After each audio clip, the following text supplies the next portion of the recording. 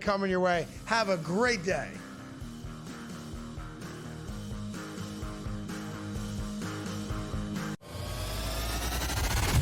Hopefully these go better.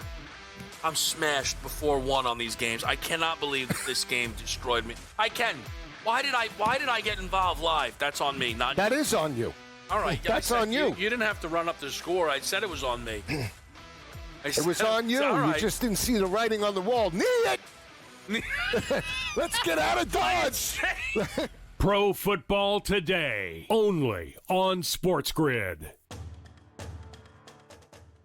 Can I get an ISO? Come on. Give me the ISO over here. Give me the ISO. He wants the camera. Look, I'm going to get nice and comfortable right now.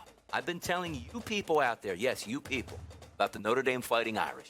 My connection to the Irish growing up as a kid. I hated that team. But they called me at the network the most unbiased man here, which means I'm giving you the information straight from the mouth here. You don't have to go anywhere. You get it from me. SportsGrid's College Football Today. You're looking at Joe Burrow being the guy that I was in on the beginning of the year. Clearly, that is no longer an option. So where are we looking on this board? And I keep landing on the same thing, which is, Baker Mayfield's been kind of the story this year. Think about this. He's plus 950 for MVP. They look like right now one of the, if not the most formidable team in the NFC. Fantasy Sports Today, only on SportsGrid. I apologize to our fans. We need to do better. That's all you need to say, Scott, right? But Tua goes out there, my kids love me. I'm rich. I don't care. You got your dumbass coach coming out here, and we play to win. You got to win the game, and you got to win. And, dude, the Dolphins press conferences make it way worse. If I was a Dolphin fan, I just want to punch these guys in the face.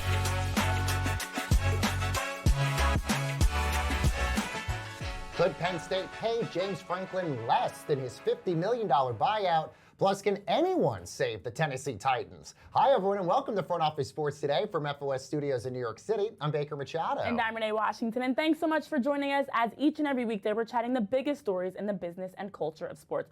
We're also breaking down the controversy surrounding Penn State's $300 million Adidas deal later. But first, let's dive into the headlines in the shoot. Yeah, Renee, and let's start with the ongoing Clippers aspiration saga, as ESPN is saying the NBA vetted and even approved the 23-year, $300 million sponsorship deal between the Clippers and the Green Energy Company back in 2021. And this was just months before Aspiration signed a separate deal with star Kawhi Leonard that has now triggered an investigation by the league. Now, since Aspiration would have a patch on the jerseys for the Clippers and signage in the new arena, the NBA, Renee, had to approve this deal, which is interesting because Adam Silver at one point said he didn't know what Aspiration was. Yes, and that was at our tuned-in event mid-September that NBA Commissioner Adam Silver said he didn't know anything about Aspiration, but this could absolutely contradict those comments. He did come back and kind of walk those comments back a little bit, but an NBA spokesperson did come out and say, as you mentioned, with the patches, the league has to greenlight them because with the level of exposure and just to avoid any potential brand issues, it has to get the okay. So Aspiration had communications with someone in the NBA, but I want to also make sure people are aware that doesn't mean Adam Silver was involved, because let's be honest, I don't know that Commissioner Adam Silver is involved with every patch and brand deal and partnership. Yes, so somebody in the NBA knew Aspiration. It may or may not have been Adam Silver. Very good point. All right, let's move to baseball in the dugout, as Padres manager Mike Shildt says he's retiring from the club. This with 2 years left on his contract. He's citing the grind of this season. San Diego now becomes the 8th team with a managerial open and the 9th to change managers just this offseason. Elsewhere, the Tigers say they signed manager A.J. Hinch to a contract extension during the season, and they also say ownership plans to provide resources necessary to sign ace Tariq Skubal, who could become the very first pitcher ever, Renee, to get a $400 million contract. Yeah, to your point, now we've got at least 10 of the 30 clubs across Major League Baseball that will have a new manager come next season between off-season and in-season changes. And we also already heard the news that Texas Rangers have locked in Skip Schumacher, who was in the front office. He moves to now become their manager. As you mentioned, for Shildt, it's been 34 years. You understand the grind. He did help them the back-to-back postseason appearances and felt like it was time. But Bob Nightingale did cite there's no guarantee he's fully retired from baseball. He may return in some capacity. And you mentioned A.J. Hinch. For him and Rob Thompson for the Phillies as well. Two managers that helped get those clubs to postseason levels. Rob Thompson's been in the postseason every year for his 4 years he's been with the team. Now, although they've fallen short, they've at least made them consistently relevant teams over 500, the winningest program for the Phillies in terms of winning percentage during his tenure, I should say. So, yes, people might look short-term to the Tigers and Phillies' shortcomings, but bigger picture, both Hinch and Thompson have been pivotal in helping their teams become playoff teams. Very good point. Meanwhile, the city of Cleveland and Browns owner Jimmy Haslam have come to terms on a $100 million settlement. This will now clear the way for the team to build a new $2.4 billion dome stadium and mixed-use development in nearby suburban Brook Park. Now, the city of Cleveland sued the Browns back in January, invoking a law saying that any sports team that receives taxpayer funding can't leave the city unless it gets permission. The Browns intend to have a formal groundbreaking on the new stadium site that's 15 miles away from Cleveland sometime early next year, Renee. Yeah, but we'll see ASG pay at least $2 million annually to mutually agreed community benefit projects. So beyond the team's logistics, they are doing so much in the community through this. Lakefronts with the new stadium, new developments. So this is a bigger project beyond the Browns, but for the area, for what they'll be able to provide. And so it is good that they're at least getting those details done, because it's been so back and forth of where the stadium will be located, what it's going to look like. But now we're getting the terms of paying the city $25 million by December 1st, paying the city another $25 million in 5 separate annual payments, and others in terms of community impact. Yeah, and that law, by the way, that Cleveland invoked is called the Modell Law, which was back when the Browns moved to Baltimore a long time ago. Well, the Titans are the first NFL team this season to fire their head coach as Brian Callahan exits after a 1-5 start and a 4-19 record overall with the team. Yet since 2022, the Titans have made 8 hirings and firings involving their front office and head coaches, furthering a high turnover rate for a struggling franchise. So let's dive into this in our main event. All right, let's bring in Teron Davenport. He's an ESPN NFL Titans reporter. Teron, great to have you here. Thanks so much for joining us. So why was now the right time for the Titans to make this move with Brian Callahan? There were a lot of things that went into it. You look at the Raiders game, it was abysmal, to say the least. But then also you got Mike Vrabel and the Patriots rolling in. I really firmly believe that this move was done because if Mike Vrabel and the Patriots gave the Titans the kind of loss that they'll probably give them, the move would have been done then. So it was kind of to prevent, hey, Mike Vrabel, you're not going to have the satisfaction of saying that you beat your former team so badly that they fired their head coach. I firmly believe that. But then also there was just a level of progress and improvement that was expected, and it didn't happen. And I think the biggest example is Cam Ward, who has not had a good start, to say the least. And then also, here's a stat for you.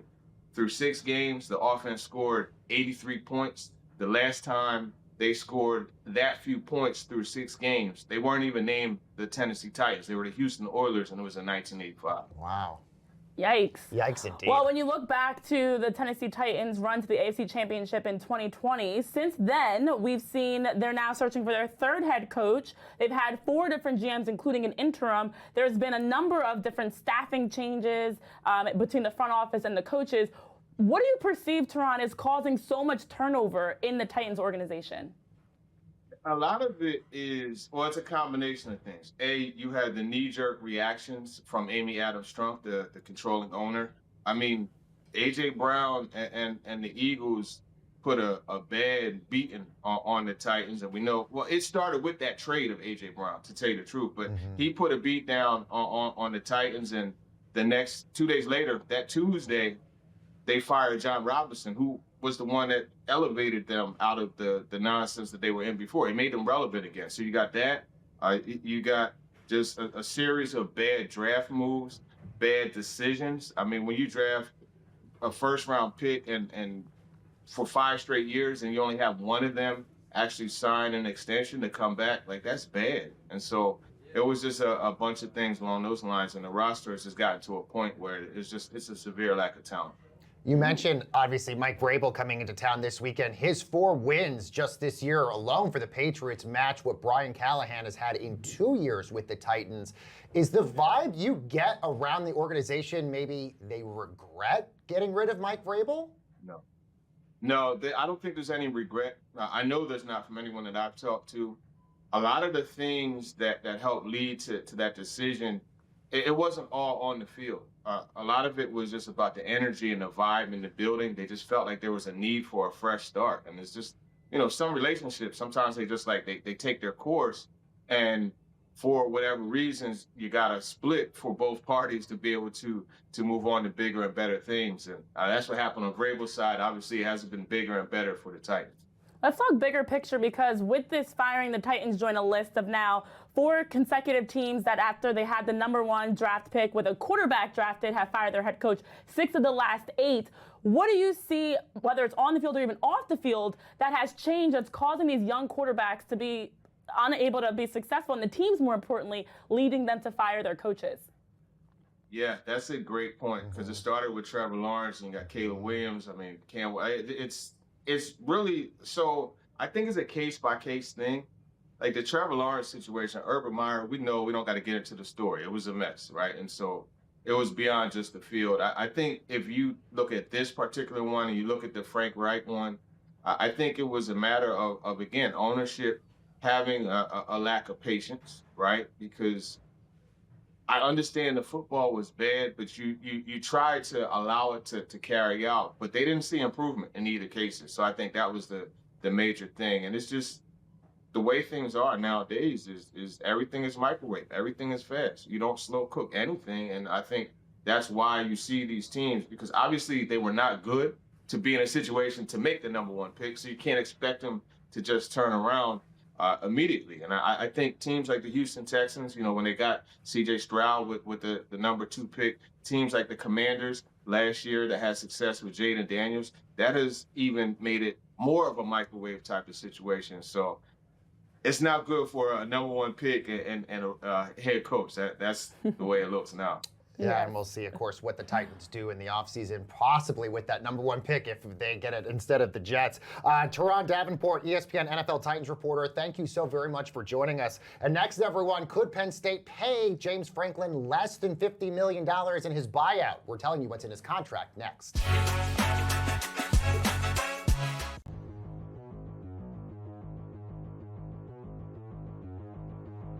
Shedeur Sanders will be starting for the Browns by week 9. I am buying this. Absolutely. At a certain point, Joe Flacco just not the answer. We know they already made the change. Dylan Gabriel is starting this week. We know that. But maybe a team needs a quarterback, and they're willing to trade for Joe Flacco for some level of stability, and then we simply get nothing out of Dylan Gabriel. He is a rookie quarterback when it's all said and done. Maybe there's just no production from him. So why not just move on to a different rookie quarterback that you have just to see what you have? And then, as you mentioned over the top, you have to evaluate going into next year's draft. So I will absolutely buy this. The next 4 weeks, Minnesota, Pittsburgh, Miami, New England. I mean, the question is this. If they truly believe that Gabriel could be a future starter, you got to give him more than 4 weeks, right? That's 4 weeks is not enough. Minnesota, that's a rough game, all right, being played with England this week. Pittsburgh, they haven't have a defense. Miami is not very good. New England's supposed to have a good defense, hasn't here. I want to sort of go. I mean, I think Shedeur Sanders is going to start at some point this week. I don't think it's going to be by week 10, although that does make sense here to name him the starter during the bye week, get him 2 weeks here. I'm going to go more, maybe double digits, week 12, week 14, somewhere around there. Because I want to give Gabriel a longer run. I think Gabriel might do some damage here against these lesser defenses here. So I think give him a longer runway here. That being said, I do not think Gabriel is the long-term future of this team. I don't think he's a franchise quarterback at all here. I think he's a #2 at best here. Sanders could be a #1. I have doubts about him too. I think Sanders has a better shot. So by week 9, by week 10, I'll sell that. But if you were to give me a couple more weeks, I would have bought it. Fantasy Sports Today. Fridays starting at 3 p.m. Eastern. Only on SportsGrid.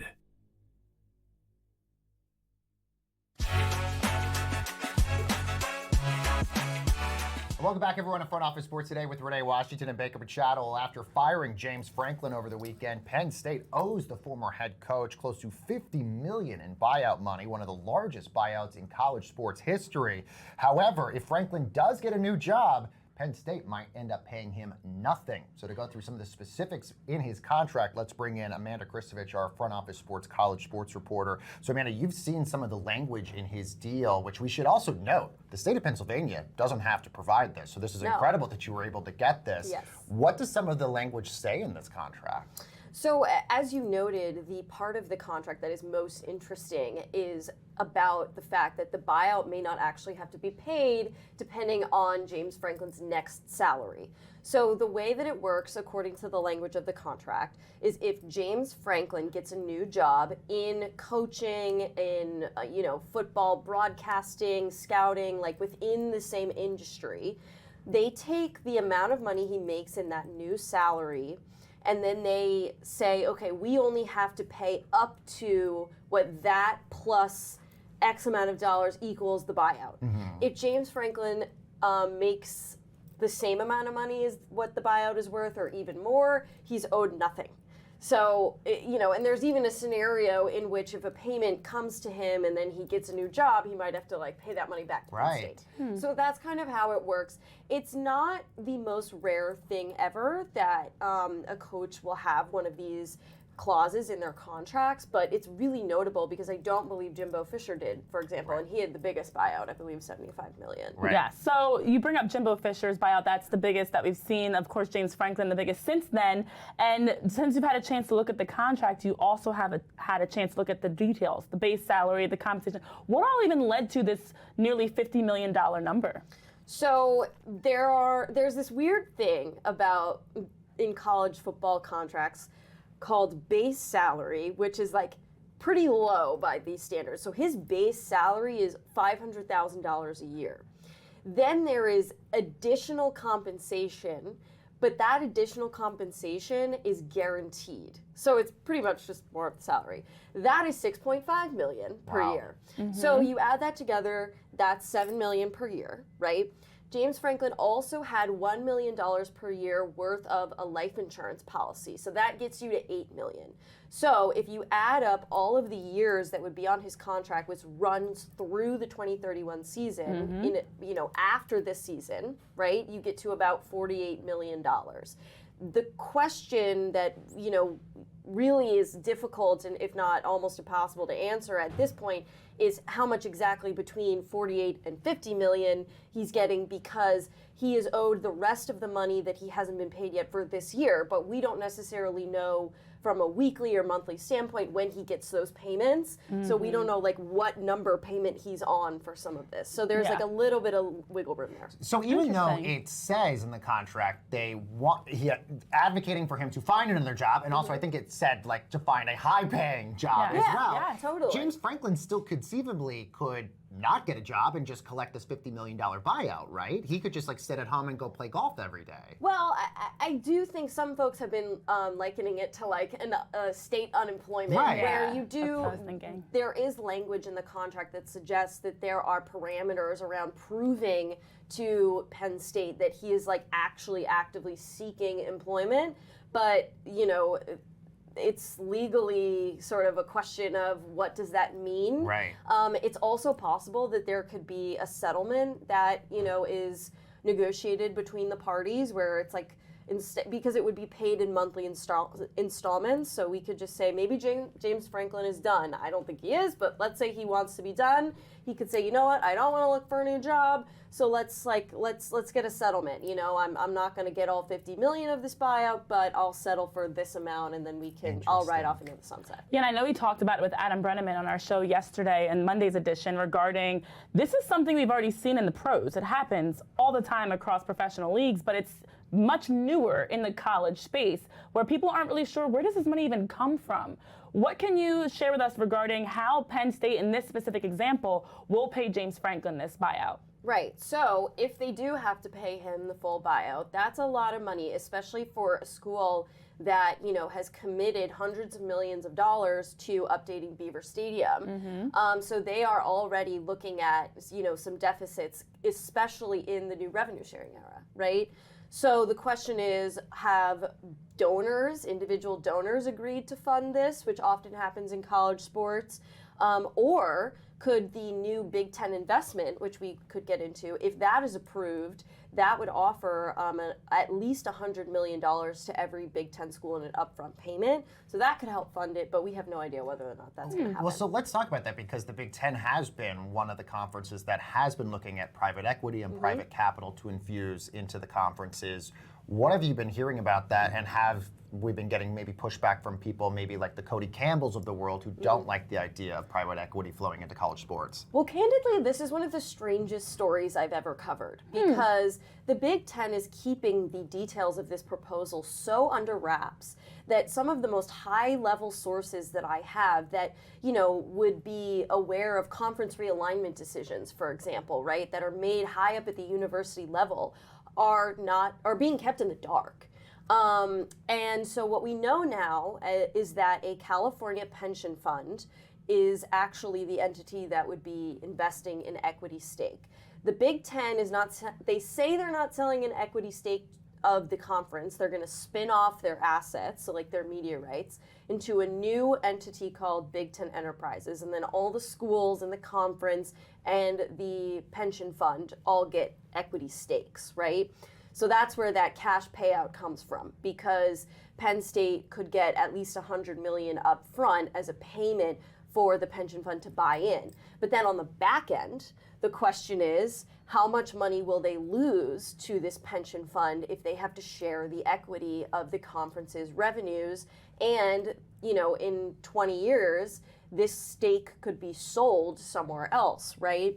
So there are concerns there. And then what I'm hearing literally right now is that Michigan and USC specifically are two schools whose university officials have some major concerns about this for a multitude of reasons. They are meeting this afternoon, and they are potentially, going to do their best to put a stop to this investment if they decide that their concerns are valid. It's interesting because this is not the first buyout we've heard even this season, but it's significantly larger. I think the next highest was $15 million that we've heard of. Significantly bigger when you look across the college sports landscape. Amanda Kristovich, great reporting as always. And of course, you can read more of Amanda's reporting over at frontofficesports.com. And coming up, more on Penn State and their controversial $300 million deal with Adidas. We're diving into that when we return right after this quick break.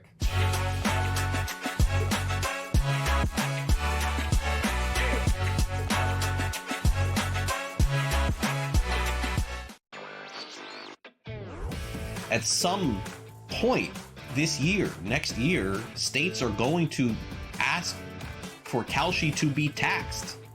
And I think they're going to have to pay taxes if they continue to operate in this space. Specifically, the state of Pennsylvania is looking and saying, hey, our sports books are paying us tax money every month to do the same thing you guys are doing. Newswire, only on SportsGrid. Question, where's the $100,000 going? Like, if I'm going to give it to Amari DiMarcado as an apology? It does give us a little bit of insight, though, into that moment. Like, I wondered what Gannon had said to DiMarcado there. It obviously did, cost Arizona a football game in a division that they cannot afford. But that is an interesting one. Game time decisions, only on SportsGrid.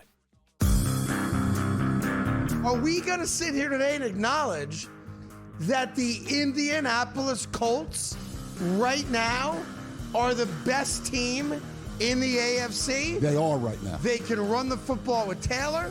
They got a competent quarterback, the way he's playing right now, in Daniel Jones. They are well coached. They never punt. They never punt. They never punt. The Craig Carton Show, only on SportsGrid. Let's start in the Atlantic, where the New York Knicks are minus 250 favorites to win the Atlantic Division. Philadelphia 76ers are plus 490, Boston 8-1, Toronto 13-1, Brooklyn 25-1, and it could be 250,000-1. They're not winning the division. Betting above the rim, only on SportsGrid. And welcome back, everyone, to Front Office Sports Today with Renee Washington and Baker Machado. Well, Penn State's new apparel deal with Adidas, reportedly worth $300 million, is generating some controversy. That's as Front Office Sports has learned that some members of Penn State's Board of Trustees are outraged at the process behind the decision. This includes a $500,000 product allotment for the athletic director, Patrick Kraft. So let's bring in Front Office Sports editor-in-chief Dan Roberts, who broke this story. So Dan, tell us a little bit about this, because it does sound like this product allotment for the athletic director does seem a little large and a little different. It's very unusual, and that's just one part of the story here, right? But it is probably the most eye-popping. Now, the school does not deny that's in there.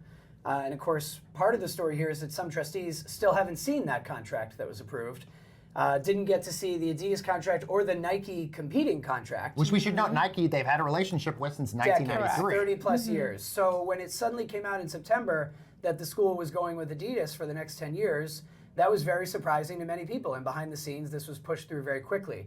But back to that allotment, it just says calendar year, every calendar year, $500,000 worth retail value of allotment, product allotment, and it says for the athletic director. Now, the school has not denied to us that's in there, but has said it's not just for the athletic director, even though it is worded that way. That's one part of it. Another part is that the Nike deal included a ton of cash up front, which presumably should be appealing to any school right now, because what we're really talking about, and there's a lot at play, right? Then they fired James Franklin the next day. Then there was a claim from somewhere that Adidas was involved in the Franklin firing. The school denies that vigorously. But every school right now needs cash on hand, desperately.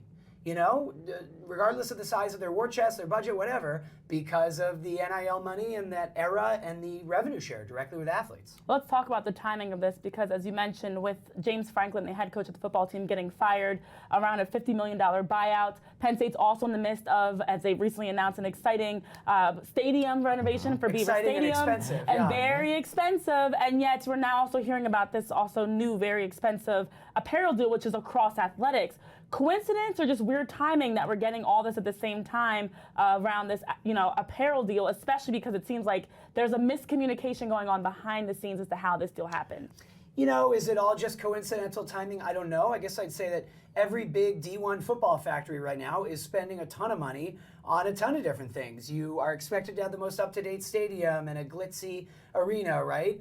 You've got an apparel deal. You need to constantly be able to give free stuff to recruits. And you better be attracting them with potential NIL money. And then there's the portal, and anyone can jump at any time, even if they've received NIL money. So I think every school is battling the same thing. And the AD, Pat Kraft, who's at the center of this story, had a press conference just yesterday, mostly to discuss the James Franklin firing. But he addressed the NIL era, and he said, look, our eyes are wide open. He said, I know that the minute that we took this action, other schools have reached out to our athletes. I mean, this is just, it's manic right now, all this stuff, right? Yeah. So that's my takeaway is in a more, I know it may sound vague, but it's just so obviously true that college sports and the money in college sports right now is just crazy. Right. Yeah, absolutely. Yeah, very good point.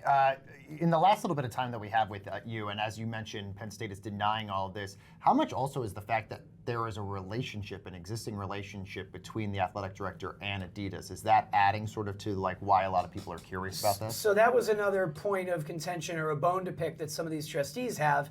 And basically, Adidas commented that there's no issue here. We have the official comment in our story.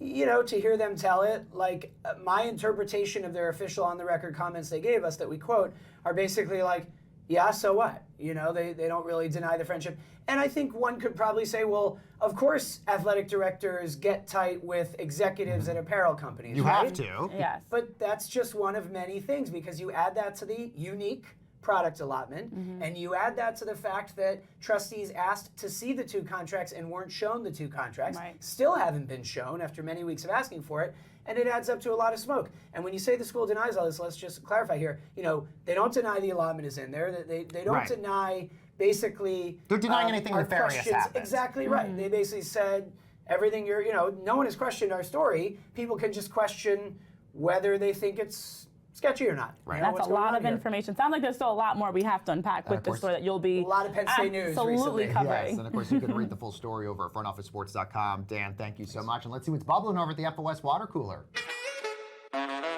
Well, Renee, the X account for Scoregami, the bat that alerts fans to a score achieved for the very first time, has been unreliable, erratic, and just flat out inaccurate this NFL season. This is the 500,000 followers on X for the company have added community notes every time it gets a score wrong. Now, Scoregami's creator tells FOS that X's platform changes are the reason for the glitches and is asking everyone for their patience on fixing all of this. But the thing I think is interesting, the website still works, it's just the X account. Yeah, but most people are getting the updates on X because that's when they want to see the odds that it posts when a game's in the fourth quarter of a scoregami or the scoregami in general when that final score has happened before. So to see that they are completely wrong, completely missing on the mark, not even close with some of these scores, it's alarming, but it does point to something we've all complained about at times, that X sometimes gets a bit frustrating. Don't cancel me, X, but sometimes we don't like the changes. All right, guys, that's going to do it for this edition of the show. Renee and I are back for way more fun tomorrow. We'll see you next time.